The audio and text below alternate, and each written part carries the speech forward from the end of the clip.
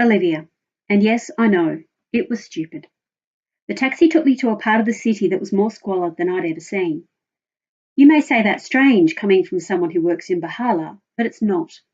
Bahala is a huge, monstrous, filthy, steaming rubbish dump, and you cannot believe human beings are allowed to work there, let alone live there.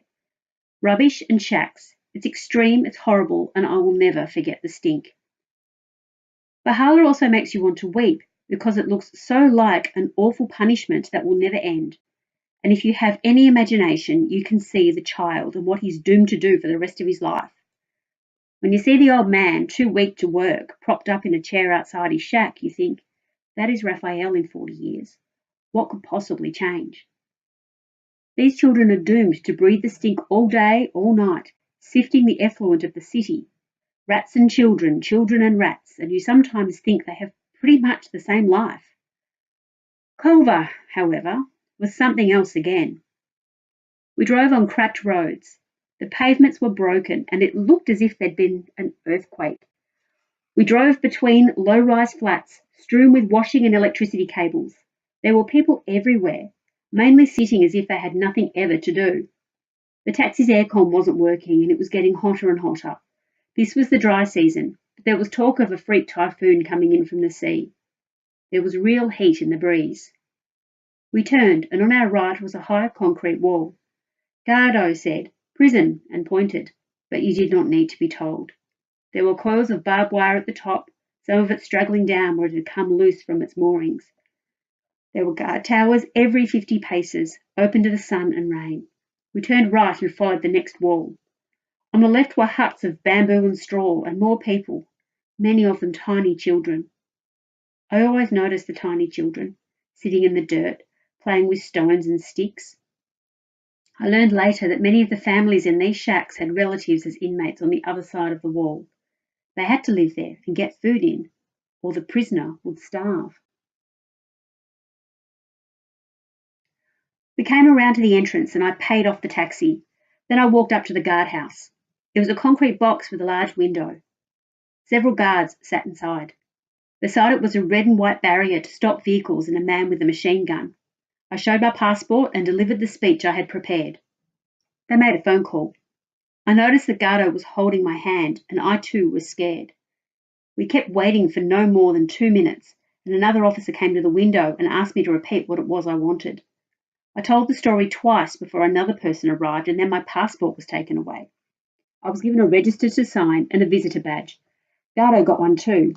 Then we were led round the barrier and across a yard. To walk into a prison is a very frightening thing because you cannot help but think, what if something goes wrong and they won't let me out? I was also thinking about that line, the line there has to be, and you have to cross, that separates freedom from complete incarceration. What door would it be that would swing open and shut again behind us? We were taken past an office and to what looked like a large waiting room. There were benches all the way around it, and we were invited to sit. Seconds later, a guard came to escort us out of the waiting room down a corridor. The end of the corridor was an iron gate made of bars. It was unlocked for us, and we all walked through, and it closed with that dreadful clanging, ringing slam of metal on metal. We were shown to a smaller waiting room and asked to sit. We sat there for nearly an hour. You don't get anywhere in this country by showing impatience. I learned that very quickly here. It is so much better to wait and smile and nod. Gardo said almost nothing. I could see his lips moving, as if he was saying a prayer. Out of the blue, he said to me, "What is in memoriam?" I said, "I think it's Latin. When somebody dies, you write that and it means in memory of." I asked him why I wanted to know. He smiled at me and said, "Video game." Then he started muttering again, as if he was reciting the same long prayer. Eventually the door opened and a man in a short-sleeved shirt came in. He had a very warm smile, and he shook my hand and introduced himself as Mr. Olivia. I told him my name was Olivia, and it seemed to break the ice instantly. He assured me that Mr. Olivia would help Miss Olivia if he possibly could. He had a photocopy of my passport in his hand and his hat opposite me. He was quietly spoken and so polite and apologised for keeping me waiting. "I'm the social welfare officer," he said. The governor is busy with some problems at the moment, or he'd see you himself. We always try to accommodate these requests. The inmate you wish to see, he does get these requests quite often.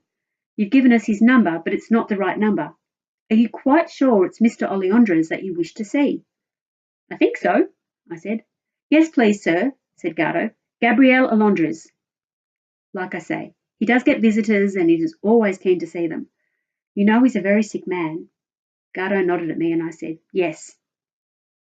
There was silence. It's one of the reasons we're here, I said. It's not out of the question, said Mr. Olivia. There are some formalities, however. Usually we can set these things up all the better if we have some notice, you see. You can come next week, maybe. I shook my head. I'm very sorry, I said. I could feel Gardo's panic. He could sense we were close to success. I'm embarrassed, in fact. This is my friend Gardo, and he only told me about the problems yesterday, and he says it's urgent. I think it's incredibly kind of you to even consider seeing us. Mr. Olivia smiled. You are very patient and very educated. You're a social worker, yes, in Bahala? I'm an unpaid worker. It's completely voluntary. Mr. Olivia extended his hands and shook mine firmly. Thank you, he said.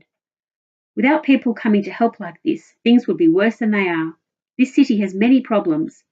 Every city has problems, but maybe this city has more than most. I don't know. You were looking after this boy? I said. He was very upset yesterday. I didn't understand everything, but he told me I might be able to do something. Is he a good boy? Yes. He goes to your school? Not as often as I would like, I said, and Mr. Olivia laughed. He exchanged a few words with Gardo and patted his arm. You know the man you wish to see is in the hospital at the moment. I don't know very much about him, I said, except what Gardo told me. He's not a well man. I think he might be upset. Also, the conditions, the meeting area. You've been in prison before. I shook my head. Mr. Olivia smiled. You see, our government has many pressing problems. It does not put money into its prisons. I think the same was true of your country 100 years ago. I think that you'll be upset by what you see. Perhaps just the boy should come, if it's between him and Mr. Alondres. I think I ought to be with him, I said. I don't know why. I was getting frightened again. But having come this far, would I really sit in the waiting room? This was my year of seeing the world, and it occurred to me that to see the world of Bahala and now a jail, perhaps would teach me more than I'd ever found at university. Mr. Olivia said, the problem is the fees. To organise visits like this, to fast track, so to speak. They told you at the gate? They didn't, I said. They were embarrassed, he replied. It is a question of getting security clearance. We have to send somebody very fast for approval. We could get a waiver if you gave us some time. He looked so honest. Is it really so urgent? He said. I nodded. I can check in a moment, he said, but I think it will be 10,000 and a receipt. With the governor so busy. I don't need a receipt, I said. I must admit I felt slightly sick. The day was costing me a fortune. Problem is, I'm not sure I'm carrying as much as that. Gardo was looking away. I'll get the forms and check, Mr. Olivia said. I want very much to help you, but I don't set the fees. They are set by the government. He smiled. I think the government must be very rich. 10 minutes later, he was back. He had a form in his hand. You'll have to be photographed also, I'm afraid. And I was right. It is 10,000. I was carrying 11,000.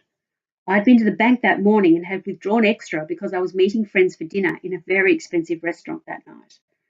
In half an hour, they'd made a security pass for me with my photograph and a number of signatures. Mr. Olivia shook my hand again. As he left, he called out loudly, and in a moment there were 4 guards in the corridor. One said something to Gardo, and he said, Come. I remember their echoing boots. We were led to another room with lockers. We were asked to take everything out of our pockets. We had to take off our shoes and shake them. They put everything inside and slammed the locker doors, and we set off down another passageway, and I could hear people in the distance shouting. I knew the dividing line was close now, and my heart was beating fast.